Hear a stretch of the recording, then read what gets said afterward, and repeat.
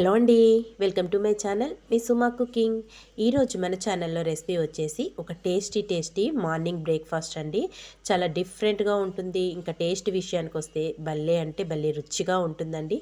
చాలా సింపుల్గా కూడా ప్రిపేర్ చేసుకోవచ్చు. మరి ఈ రెసిపీని ఎలా ప్రిపేర్ చేసుకోవాలో వీడియోలోకి అయితే వెళ్ళిపోదాము. దానికోసం ఇక్కడ ఫస్ట్ ఒక ఖాళీ బౌల్ తీసుకొని దాంట్లోకి 1 కప్పు వరకు గోధుమ పిండి వేసుకోండి.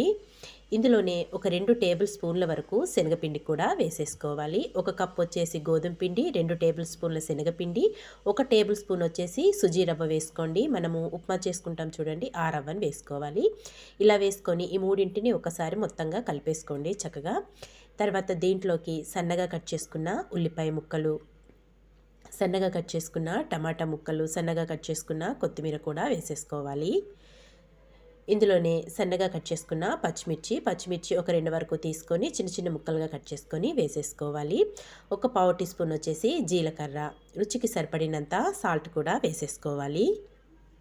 ఒక హాఫ్ టీ స్పూన్ వరకు కారం కూడా వేసుకోండి. కారం అనేది మీరు తినే దాన్ని బట్టి వేసుకోండి. ఇక్కడ మనం పచ్చిమిర్చి కూడా వేసుకున్నాం కదా, చూసుకొని కారం అనేది వేసుకోవాలి. దీంట్లోకి ఒక పావు టీ స్పూన్ వరకు పసుపు, అలాగే ఒక పెద్ద సైజు బంగాళదుంపను పొట్టు తీసేసుకొని గ్రేట్ చేసేసుకోండి. నేను వీడియోలో చూపిస్తున్న విధంగా ఇలా తురుముకొని శుభ్రంగా కడిగేసుకొని ఆ బంగాళదుంప తురుమంతా కూడా వేసేసుకోవాలి.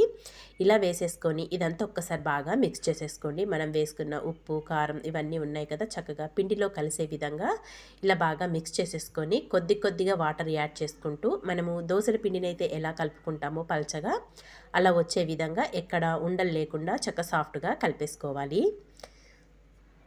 టేస్ట్ మటుకు చాలా బాగుంటుందండి. ఇంకా మనం దీంతో ఎలాంటి పచ్చళ్ళతో కూడా సర్వ్ చేసుకోవాల్సిన అవసరం లేదు. వేడిగా వేసుకొని తింటుంటే మటుకు చాలా బాగుంటాయి.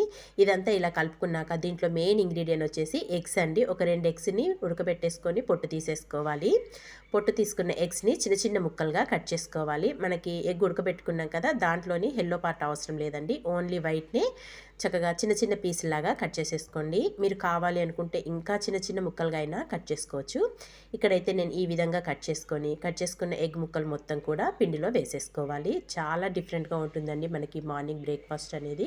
తప్పకుండా అయితే ట్రై చేసి చూడండి. తినేటప్పుడు మటుకు మనకు ఆ ఎగ్ ముక్కలు పంట కింద తగులుతూ భలే రుచిగా ఉంటుంది. ఎగ్ ముక్కలు మొత్తం పిండిలో వేసుకొని అదంతా ఒక్కసారి బాగా మిక్స్ చేసుకొని పక్కన పెట్టేసుకున్నాక ఇంక ఇప్పుడు స్టవ్ పైన ఒక పెనం పెట్టుకొని కొద్దిగా ఆయిల్ అప్లై చేసేసుకుందాము.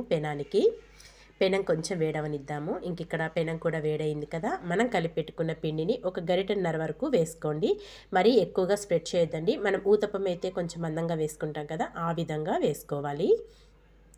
నేను వీడియోలో చూపిస్తున్న విధంగా ఇలా లైట్గా స్ప్రెడ్ చేసేసుకోండి. ఇలా లైట్గా స్ప్రెడ్ చేసుకొని పైనుంచి కొద్దిగా ఆయిల్ వేసేసి చిన్న మంట మీద కుక్ చేసుకోవాలి. మనం ఆలు తురుము కూడా వేసుకున్నాం కదా, అది కూడా పచ్చిదే కాబట్టి చిన్న మంట మీద కుక్ చేసుకుంటే మనకి ఆలు తురుము కూడా చక్కగా సాఫ్ట్గా మగ్గిపోతుంది.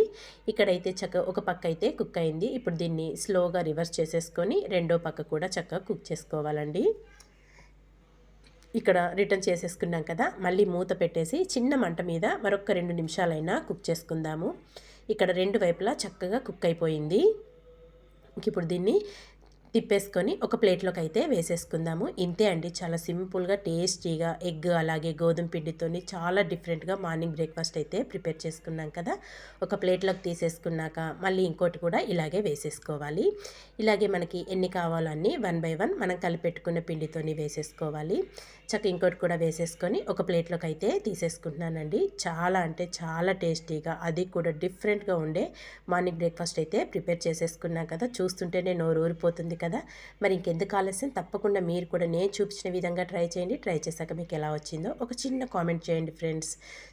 చూస్తుంటేనే నోరు ఊరిపోతుంది కదా. మరి అస్సలు లేట్ చేయొద్దు.